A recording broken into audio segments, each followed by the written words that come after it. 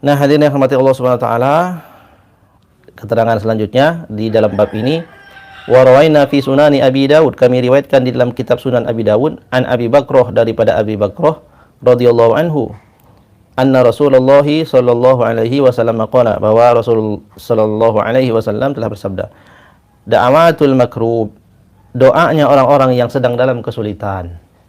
Jadi Nabi ini seolah-olah benar-benar telah mengetahui akan keadaan umatnya, terutama di akhir-akhir zaman akan banyak mengalami kesulitan.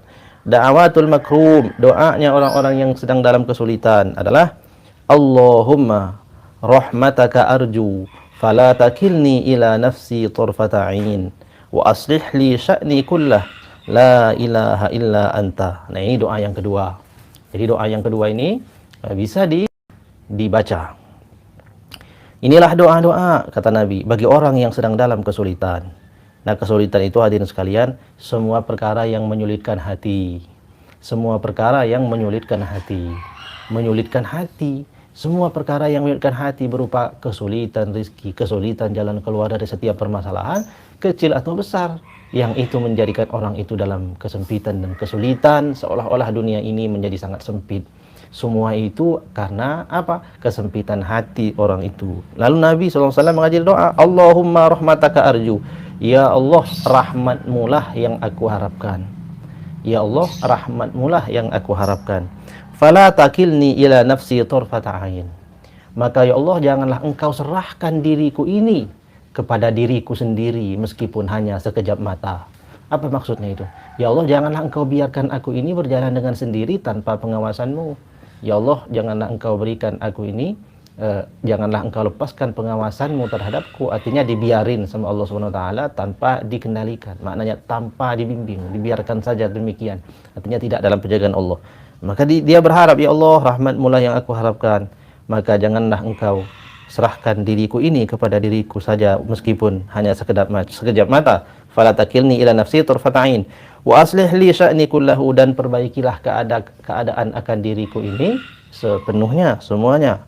Yang buruk perbaikilah, jalan yang salah luruskanlah. La ilaha illa anta, tiada ilah, tiada Tuhan yang berhak disembah kecuali engkau ya Allah. Nah, ini adalah doa yang kedua. Jadi doa-doa ini hadirin sekalian adalah doa yang patut untuk kita hafalkan. Semua doa-doa yang ada di dalam bab ini itu penting untuk kita ajarkan kepada saudara-saudara kita dan untuk kita amalkan sendiri.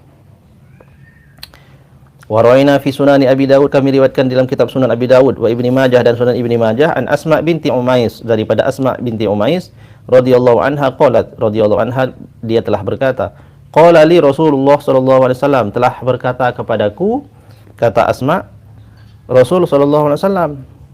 Jadi Rasul sallallahu alaihi wasallam berkata kepada Asma, ala u'allimuki kalimatin, maukah engkau aku ajari kalimat, taqulihinna indal karbi, yang engkau ucapkan kalimat ini ketika dalam kesulitan.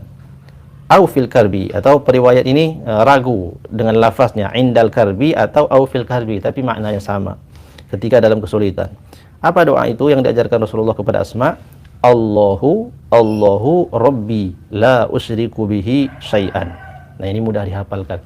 Allahu Rabbi la usyriku bihi syai'an. Allah adalah Tuhanku dan aku tidak menyekutukannya kepada yang lain. Nah, ini dibaca secara terus-menerus supaya dihilangkan kesulitan. Kemudian satu lagi, ada dua keterangan yang penting. Warawina fi kitab Ibni Sunni, kami riwayatkan dalam kitab Ibni Sunni, an Abi Qatadah radhiyallahu anhu qala, dari Abi Qatadah radhiyallahu anhu qala, qala Rasulullah sallallahu alaihi wasallam, telah bersabda Rasul sallallahu alaihi wasallam, man qara'a ayatal kursi wa khawatima suratil baqarati indal karbi aghathahu Allah azza wa jalla. Nah, ini juga penting. Barang siapa yang membaca surat Al-Kursi atau ayat kursi, jadi Allahu la ilaha illa huwal hayyul qayyum, itu ayat kursi sampai selesai, wa khawatima suratil baqarah, dan akhir penutup dari surah Al-Baqarah, yakni lillahi ma fis samawati wal ard, atau dimulai daripada amanar rasulu bima unzila ilaihi min rabbih wal mu'minun kullun amana billahi wa malaikatihi wa kutubihi wa rusulihi la nufarriqu baina ahadin min rusulihi wa qalu sami'na wa ata'na ghufranaka rabbana wa ilaikal masir la yukallifullahu nafsan ila akhir. Nah, dua ayat ini, ayat kursi dan akhir dari surat Baqarah. Tidaklah ketika ada orang yang membaca kedua ayat ini lalu ia sedang dalam keadaan sulit, aghasahullahu azza wa jalla, melainkan Allah Subhanahu wa taala pasti menolongnya. Jadi sudah berapa ini doa?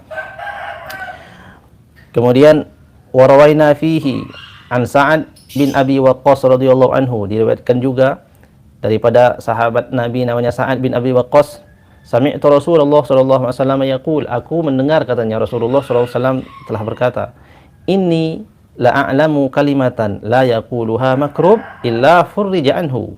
Aku, kata Nabi, akan mengajarkan satu doa, satu kalimat yang tidaklah orang yang mengucapkan kalimat ini melainkan Allah akan menjadikan ia terlepas dari semua kesulitannya. Kalimatu akhi Yunus sallallahu alaihi wasallam. Kalimat ini adalah kalimatnya saudaraku, kata Nabi, yakni Yunus alaihi salam. Jadi kita kenal ini dengan doanya Nabi Yunus. Apa doa tersebut?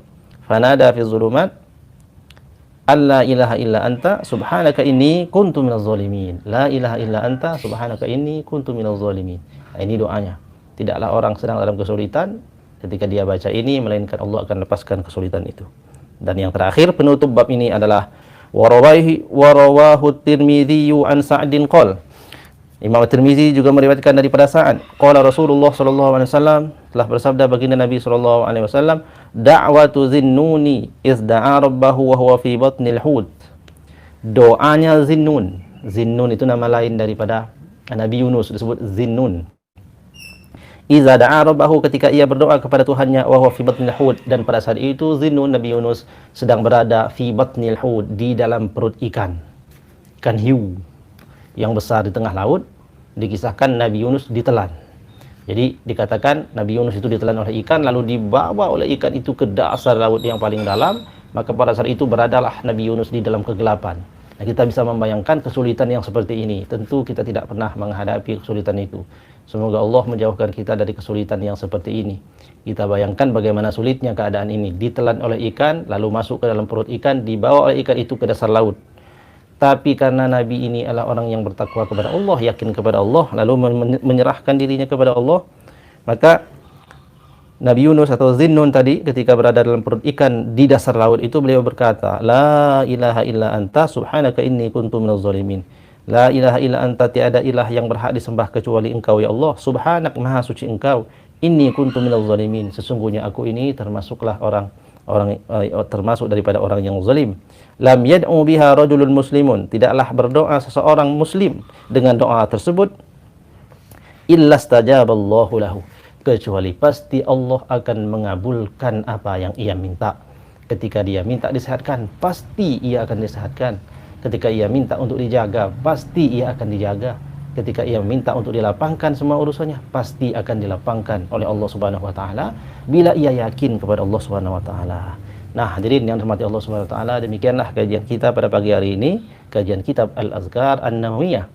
Kitab yang sangat masyhur dan terkenal yang menjadi pegangan dari para ulama sejak zaman dahulu karena bersumber daripada hadis-hadis Rasulullah sallallahu alaihi wasallam, di mana kita banyak diajarkan kebaikan di dalamnya. Kita ingat-ingat doa yang telah kita baca pada pagi hari ini. La ilaha illallahul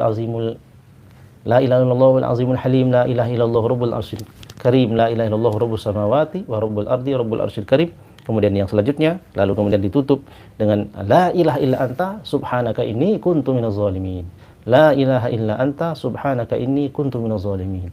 La ilaha illa anta subhanaka inni kuntu minaz zalimin. Ucapkanlah terus doa ini di kendaraan, di sawah, di rumah, ketika duduk, sambil ngopi dan lain sebagainya. Maka sebut-sebutlah doa ini agar semua kesulitan kita dilepaskan oleh Allah Subhanahu wa taala. Demikian saja, terima kasih atas perhatiannya. Semoga Allah memberikan kemanfaatan untuk kita semuanya.